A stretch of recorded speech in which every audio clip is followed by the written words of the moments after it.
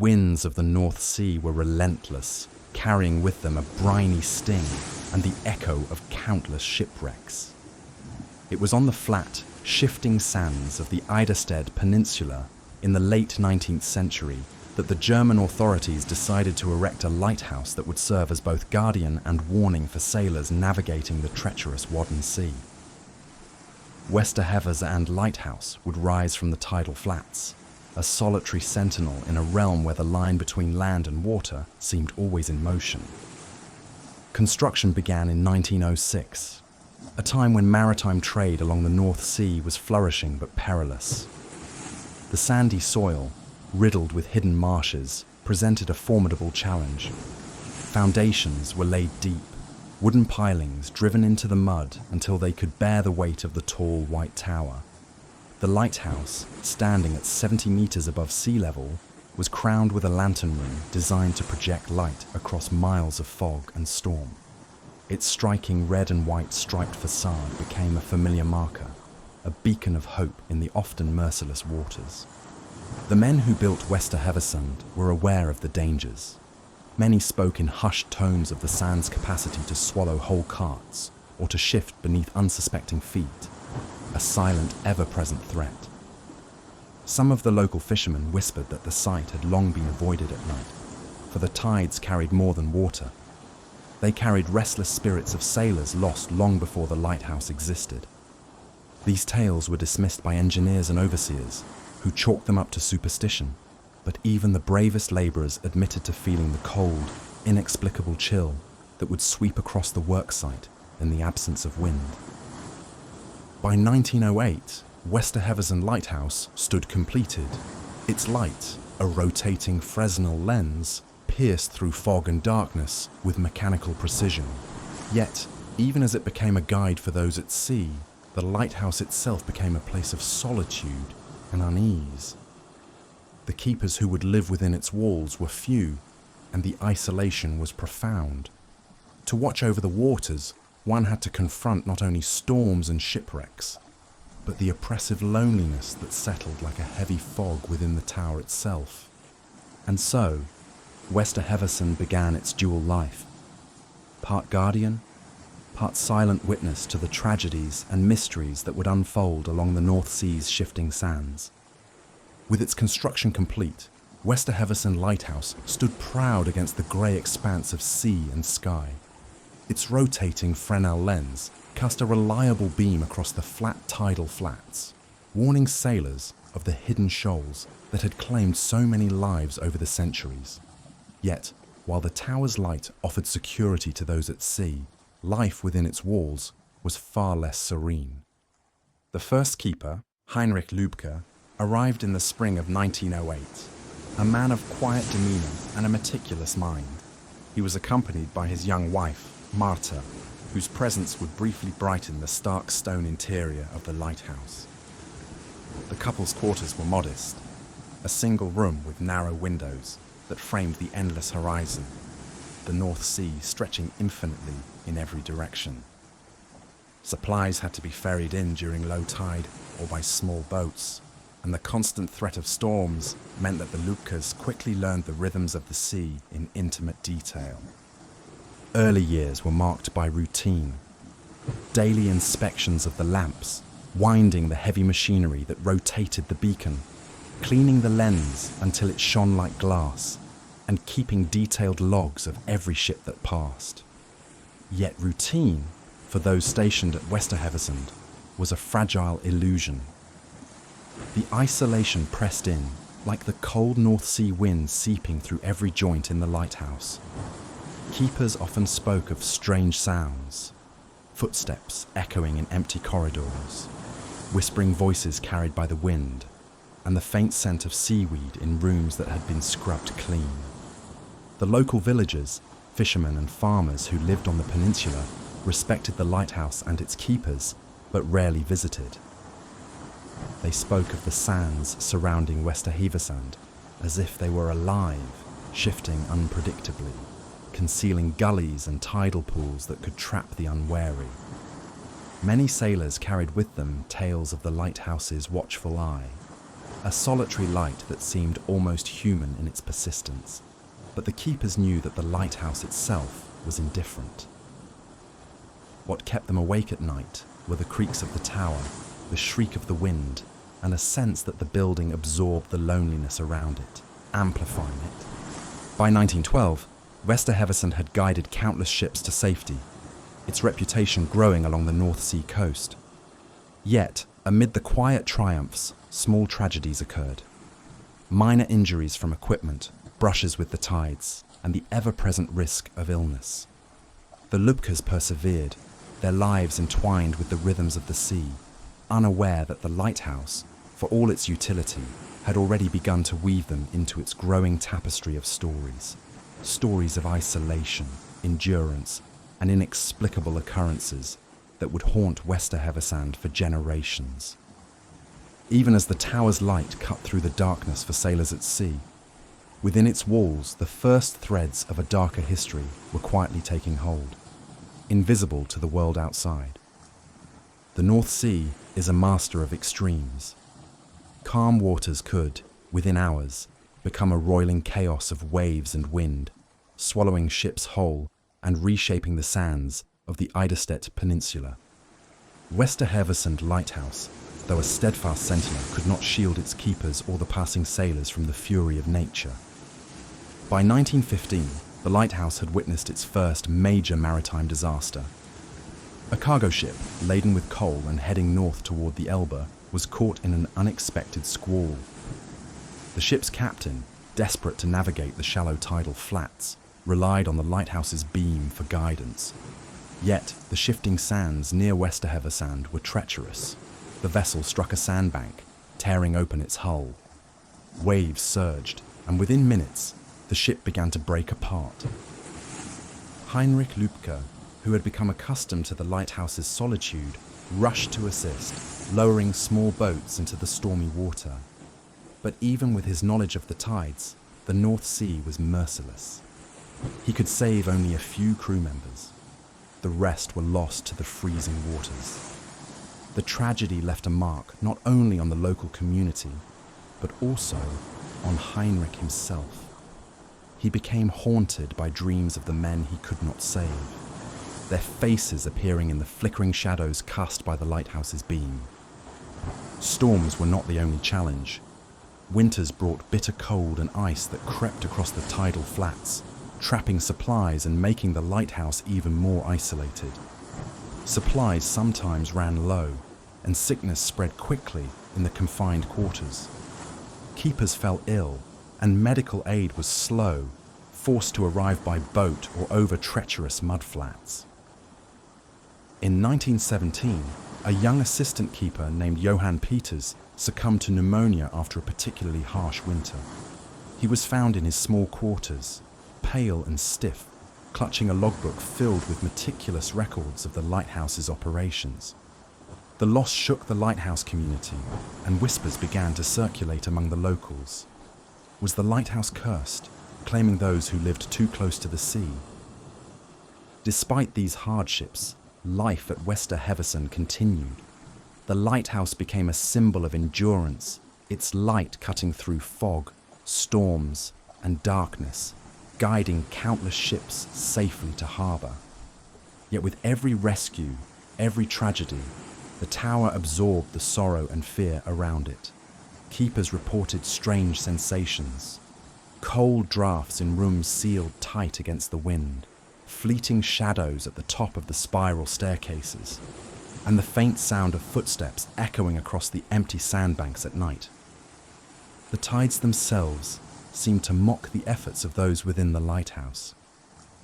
Boats that set out in calm seas returned battered or not at all. Sailors spoke of seeing a solitary light moving in the distance, even when the lighthouse should have been unlit. Some claimed it was the ghost of a long-lost keeper, still tending his post beyond the limits of life and death. These stories, whispered cautiously in nearby villages, were shrugged off by some as superstition, but within the walls of Westerheversand, the keepers began to feel that the tower itself was alive, a silent observer to the sea's relentless cruelty. By the end of the 1910s, Westerheversand had earned a reputation among sailors as both a savior and a place of sorrow. Its light was unwavering, yet the shadows it cast were long and deep. And for those who lived within its walls, the challenges of storms, disease, and isolation were only the beginning of a darker, more mysterious legacy that was slowly unfolding. Isolation at Westerheversand was not merely a test of endurance. It was a crucible in which fear, solitude, and the omnipresent power of the sea fused into something almost tangible. For those who tended the lighthouse, life was a delicate balance between duty and survival, with tragedy often lurking just beyond the horizon. In the winter of 1921, Heinrich Lübke's tenure at Westerheversand came to an abrupt, mysterious end. The keepers had been monitoring a thick, unrelenting fog that swallowed the sandbanks and made navigation impossible. That night, Heinrich ascended to the lantern room to inspect the beacon. The next morning, he was found in the spiral staircase, collapsed and pale, his eyes wide in a gaze frozen with terror. There was no sign of injury or illness. Some villagers whispered that he had seen something in the fog, a phantom ship, or a drowned sailor returned to reclaim the living. Others, more pragmatic, blamed the stress, exhaustion, and bitter cold. Yet those who had worked alongside Heinrich insisted that he had been in good health and spirits, and the haunting look in his eyes refused to be explained. Following Heinrich's death, the lighthouse saw a series of grim accidents. In 1924, the assistant keeper, Karl Meyer, slipped on the icy steps during a storm and fell several meters, breaking his leg. He survived, but stories circulated that he had been pushed or that an unseen hand had reached for him. On another occasion, a visiting engineer reported hearing a disembodied voice calling out a warning in the lantern room, even though no one else was present. Small items vanished or appeared in impossible places, and the lighthouse began to take on a personality of its own, a stern, watchful presence that demanded attention and obedience. Perhaps the most chilling incident occurred in 1927. A young keeper, Dietrich Fischer, reported seeing a figure standing at the edge of the sandbanks during a night of particularly violent storm. He described it as a tall, indistinct silhouette, shrouded in mist, unmoving yet unmistakably human. Dietrich attempted to signal it with a lantern, but the figure did not respond, and when he approached, it disappeared. The next morning, villagers found footprints in the sand that led straight to the water, stopping abruptly as if their owner had vanished into the sea itself. Dietrich resigned shortly afterward, claiming that the lighthouse was no longer a place for the living. It was during these years that local legends began to entwine with the lighthouse's history. Sailors told of the keeper in the mist, a spectral figure that appeared during foggy nights, warning ships away from the treacherous flats. Others spoke of hearing the distant sound of bells and footsteps, though the lighthouse's equipment made no such noise. Even the most skeptical locals found themselves uneasy when they approached Westerheversand at night. The sand seemed to shift beneath their feet, and shadows stretched in impossible directions, as if the lighthouse itself were aware of every movement. The deaths and strange sightings created a subtle but persistent fear. Those assigned to Westerheversand were not merely performing a job, they were walking a thin line between the natural world and something older, something that might have existed long before the lighthouse's foundation stones were laid. Each tragedy and unexplained occurrence left a mark, not only on the keepers, but on the building itself. The tower became a repository of grief and dread, absorbing every storm, every scream, every whisper of the North Sea's fury. By the late 1920s, Westerheversand was more than a lighthouse. It was a place of stories, of warnings, and of spectral watchers. The human tragedies that occurred within its walls had begun to merge with the unexplained phenomena surrounding it, creating a legacy that would haunt the sands and the tides for generations to come. The North Sea had long claimed lives, and the sandbanks surrounding Westerheversand seemed to remember every one of them. For generations, locals spoke of ghostly figures wandering the flats at night, their forms shrouded in mist, their presence accompanied by inexplicable chills and distant, mournful cries. When the lighthouse was completed, these whispers became intertwined with the lives and fears of its keepers. By the 1930s, the lighthouse had accumulated a reputation among sailors and fishermen alike. They spoke of the White Watcher, a spectral keeper who appeared during foggy nights, sometimes seen pacing the edge of the tower or standing at the waterline, staring silently out to sea. Witnesses claimed that the figure wore the uniform of a long-dead lighthouse keeper, though its face was pale, almost transparent, and its eyes glowed faintly in the dark. Some sailors swore that they had been guided away from shoals by this apparition, as if it continued its duty beyond death. The keepers themselves were not immune to these experiences.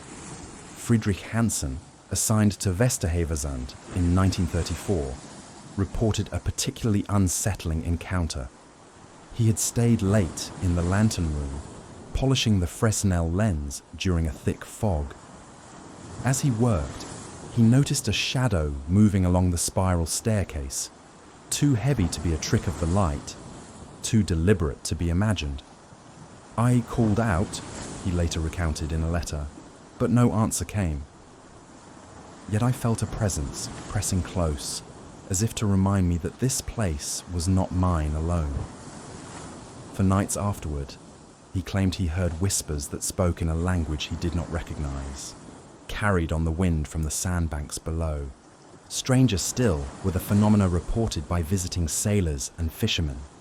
Boats anchored near the lighthouse often returned with inexplicable scratches along the hull, or supplies missing despite careful accounting.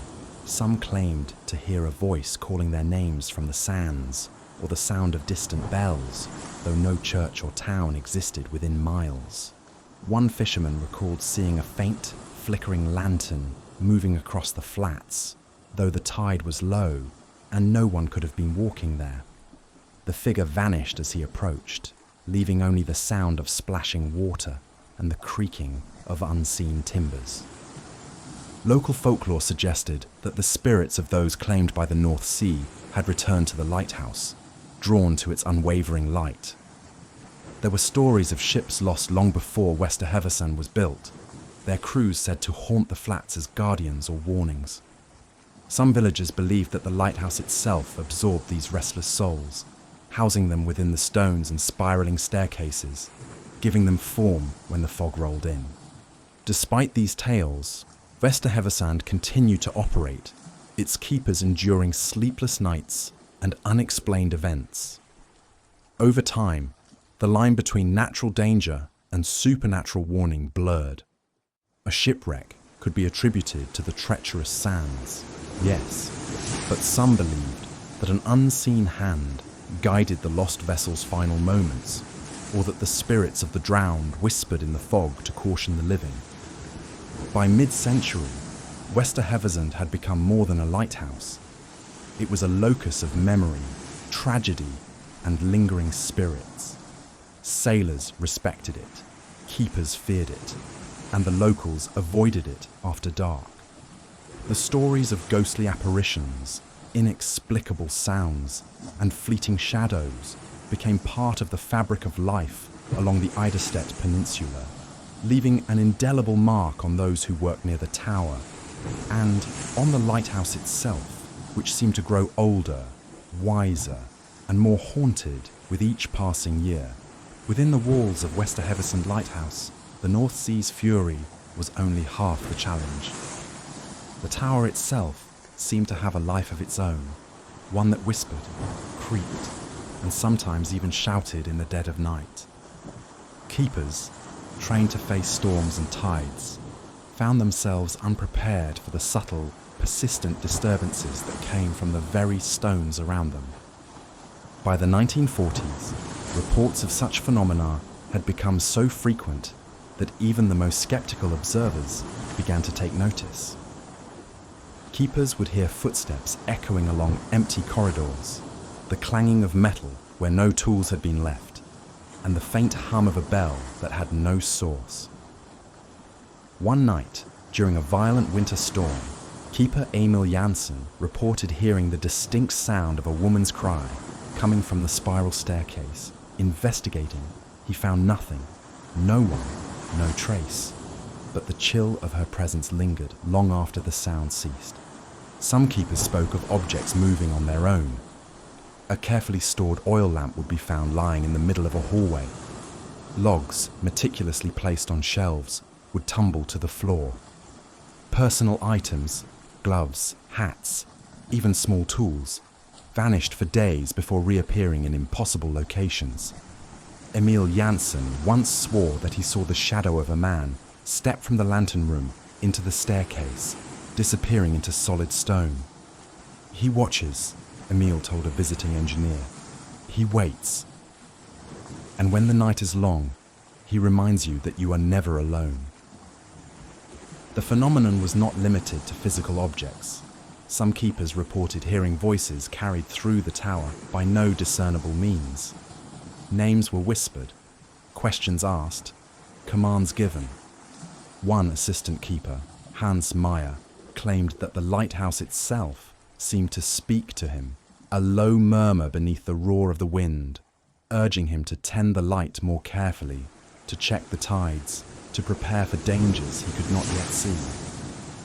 The line between instruction and warning was thin, and Hans found himself obeying the whispers, even when they contradicted his own judgment. Perhaps the most unsettling stories were those of sightings, apparitions glimpsed in mirrors, the reflection of a figure in a window when none stood outside. Keeper Ludwig Krantz reported seeing a man in old-fashioned maritime attire walking down the spiral staircase, pausing to look out over the flats before vanishing through the wall. Other keepers claimed that at night, the tower's shadows seemed to shift independently of the lantern light, stretching unnaturally, pointing toward doors and staircases that led nowhere. These experiences created a quiet tension among the keepers. It was not fear alone. It was an awareness that Westerheversand housed something beyond the ordinary. Some spoke of the tower as a guardian, a spirit that guided and corrected. Others whispered that it had absorbed the pain and deaths of countless sailors and keepers, manifesting them as warnings and omens. Either way, the presence was undeniable. Those who spent long periods inside the tower spoke of a sensation akin to being watched, of the stones themselves vibrating with memory, echoing centuries of isolation, tragedy, and loss. Visitors to Westerheversand often dismissed these tales, chalking them up to wind, imagination, or exhaustion. Yet even the skeptical could feel it. The cold drafts that came from no door or window, the distant clanging of metal, the inexplicable movement in the corner of the eye. The lighthouse had become more than a tower. It had become a threshold, a place where the living met the echoes of the dead, and where whispers in the stone warned that not all who walked its steps were meant to remain in the realm of the living. By the late 20th century, Westerheversand Lighthouse had long ceased to serve as a frontline guardian of maritime traffic. Modern navigation systems had reduced the tower's necessity, but its iconic red and white stripes and lonely presence on the shifting sands ensured that it remained a symbol of the North Sea's relentless power and a magnet for curiosity, history enthusiasts, and thrill seekers. In 1981, the lighthouse was officially decommissioned, its light replaced by automated systems elsewhere along the coast. The tower was preserved as a historical monument, maintained by heritage organizations dedicated to safeguarding Germany's coastal history. Tours allowed visitors to climb its spiral staircase, gaze across the flat tidal flats, and imagine the hardships endured by those who had kept the light burning through storms, isolation, and tragedy. Yet, even as the lighthouse entered the realm of tourism and education, the stories of hauntings persisted.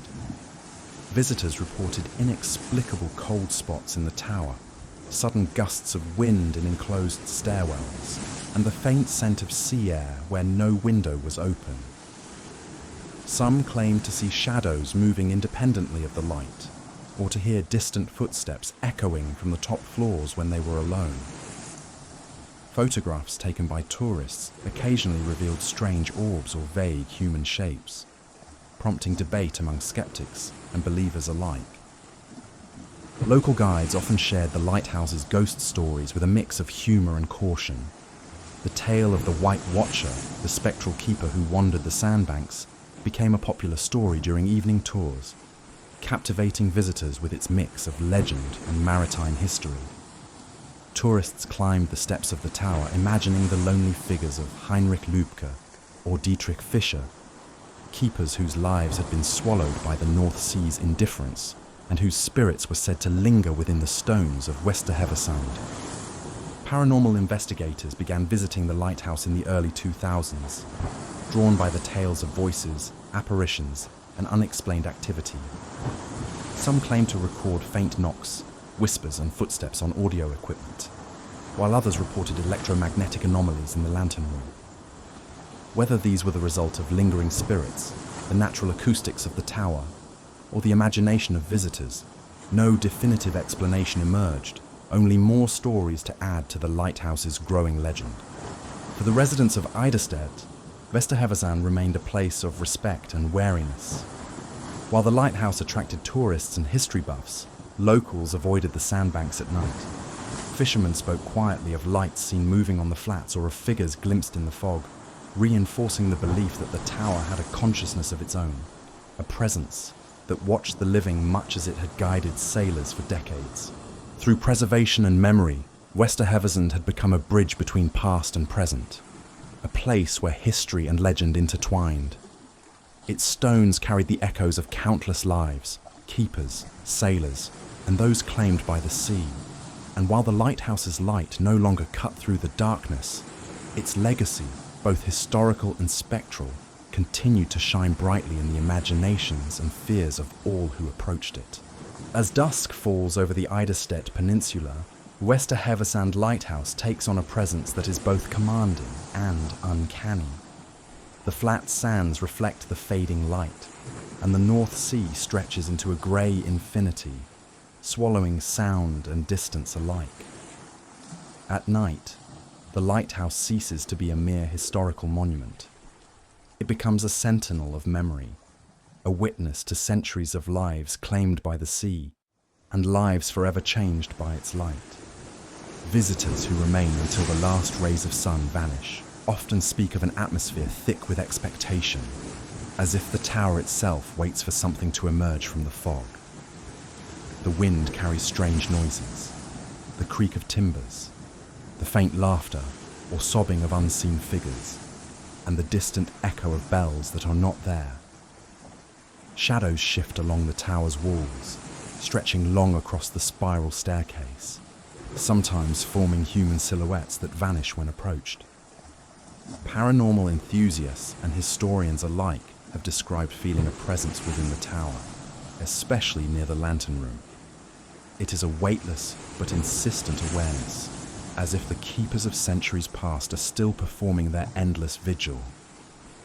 Some claim to see figures pacing the stairs in the dead of night. Others report the faint glow of lanterns that have long since been extinguished. Whispers travel up from the sandbanks, unintelligible yet unmistakably human, carrying the sorrow, warnings, and unfinished business of those who never left the sea. Even the tides seem complicit in the lighthouse's spectral legacy. The sands shift silently underfoot, sometimes revealing footprints that do not belong to any living person. During stormy nights, waves crash against the flats, with a cadence that feels like footsteps racing to the tower. Sailors passing in the distance have reported seeing the lighthouse's silhouette moving in the fog, as though it were alive, guiding some vessels to safety, while warning others away from danger. Yet for all its eerie manifestations, Westerheversand retains a beauty that is almost impossible to resist. The tower stands as a testament to human endeavour, resilience and vigilance. Its stories of tragedy, endurance, and lingering spirits give it a depth that no stone alone could provide. Visitors who climb its steps feel both awe and unease, knowing that the lighthouse is more than a structure.